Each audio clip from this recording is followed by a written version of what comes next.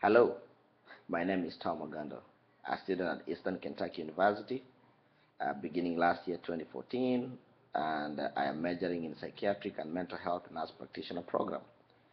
I'm here to present to you my topic of choice and interest, which is Alzheimer's disease.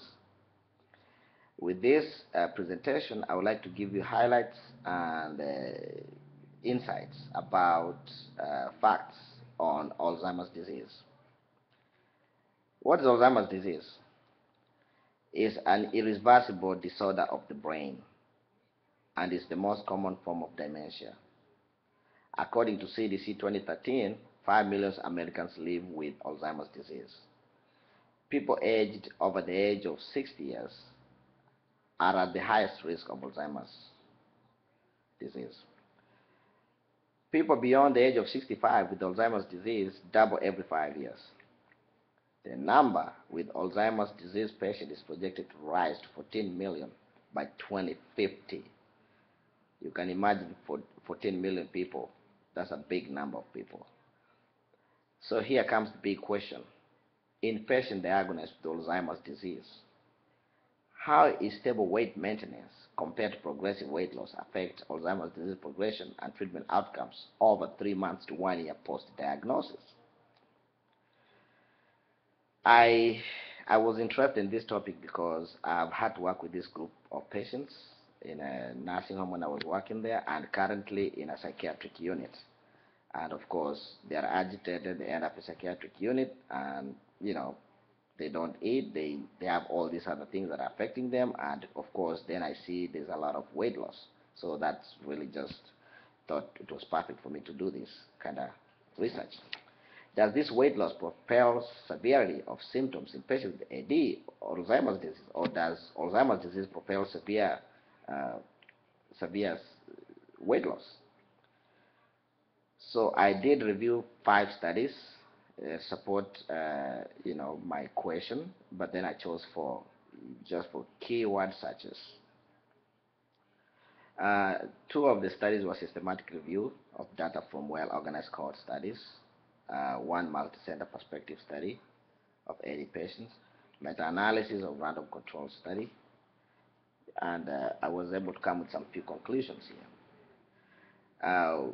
One of the study was focused on change in body mass index before and after Alzheimer's disease onset, and the other one was a study of body mass index, weight change, and clinical progression in mild cognitive impairment and Alzheimer's disease.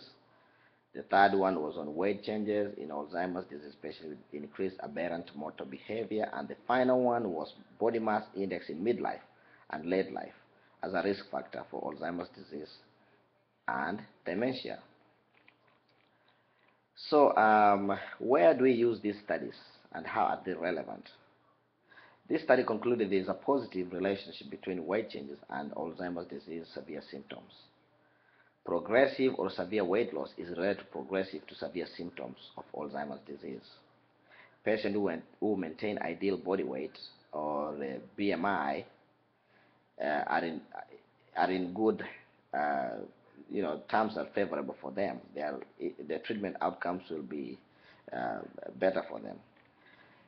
Caregivers really do play a big role with these patients, according to most of these studies, and they do help in this patient to adhere to dietary and nutritional needs.